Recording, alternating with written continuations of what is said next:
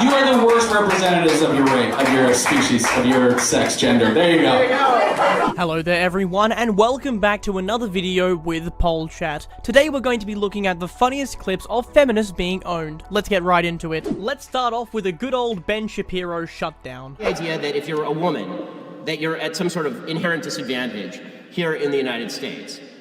No, you're not. You're living in the freest, best place on earth in history for women at any time. How about the wage gap? This idea that women are somehow victims in the United States of this horrible discrimination, this glass ceiling that hovers over them at all times, that only Hillary Clinton's face can break, right? The fact is that in 147 out of 150 of the biggest cities in the United States, women make 8% more than men if they are single and unmarried and have the same degrees. They earn more than men. This next guy got kicked out of a feminist gathering after he owned them and just hit them with some straight facts. Because my whole message is just be yourself, but apparently, it's not safe for everyone to do that all the time. So I think probably my advice would be stay safe first and then be yourself. Right? I have a serious question for everybody up there. Why do you guys act like only women face harassment online? I don't think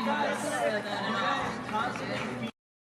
And look, the majority of the people here are your trolls because they like to see you freak out about it, and that's exactly what you guys are doing. You're feeding trolls. Even your language, freak out about, no. See, you're just mocking me. If you're talking about one community facing harassment, that's not to say that no other communities face any harassment. See, you're harassing me right now when I'm... Can we please remove this question Now look. Coming up, we have the time Jordan Peterson had to shut down a feminist with statistics.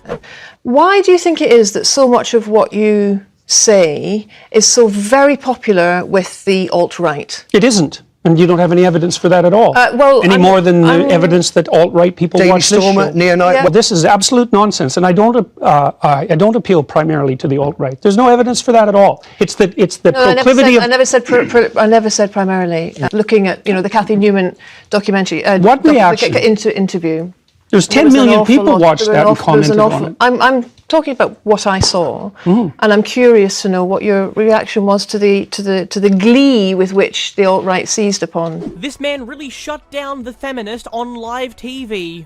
By every metric, men have it worse off. We're more likely to get raped if you include prison. We're more likely to be assaulted. We're more likely to die. We're more likely to commit suicide. And you're not if you want to come over to our side of it, then get ready for some rough times. I will dispute the part, but I will say that industrial accidents, true. People who build bridges generally are men, and they often fall off them. I get that. That happens. And war, that happens. So I guess, total equality means there'll be more industrial accidents.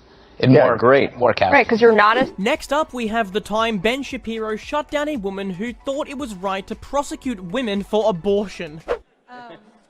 So my question is, since you believe abortion is the same as murder, do you believe women who get abortions, even when their lives or the child's life isn't in danger, should be put on trial for murder? Yes or no? I think abortionists should be put on trial. But I don't think that women should be put on trial for a couple of different reasons. So the first reason is because I don't think that it is effective in deterring abortion to put women on trial for the killing of the unborn. The second reason is because I think that we in our society have unfortunately gotten to such a point that an entire generation have been indoctrinated to believe, particularly an entire generation of women, since that's what we're talking about here, have been indoctrinated to believe that a baby is a polyp, and so when they remove it, I'm not sure there's the actual mens rea necessary, the actual criminal intent necessary for a prosecution. So when we're talking about, the typical pro-life position here has been that the woman is a victim in abortion nearly as much as the baby is, that there's an entire abortion industry that is geared toward teaching women that babies are not babies, and that getting a baby aborted is in fact a betterment of their life. So no, I'm not in favor of prosecuting women for abortions. Another great clip where Jordan Peterson shuts down a feminist. Why should your right to freedom of speech trump a trans person's right not to be offended? Because in order to be able to think, you have to risk being offensive. Look at the conversation we're having right now. You're certainly willing to risk offending me in the pursuit of truth. Why should you have the right to do that? It's been rather uncomfortable. Now for the time Milo and a feminist got owned by a news reporter. The other kind of person just isn't quite up to it. Like, it's ridiculous. If that was the case, we don't live in a meritocracy. So It's nice to have these sort of vague, waffly, sort of everyone has varied interests. What the science suggests is that, for example, when it comes to IQ is distributed differently between the sexes. Now, IQ gets a really bad rap because it's not a great indicator of some things. It's said to be sexist, it's said to be biased towards white people, whatever.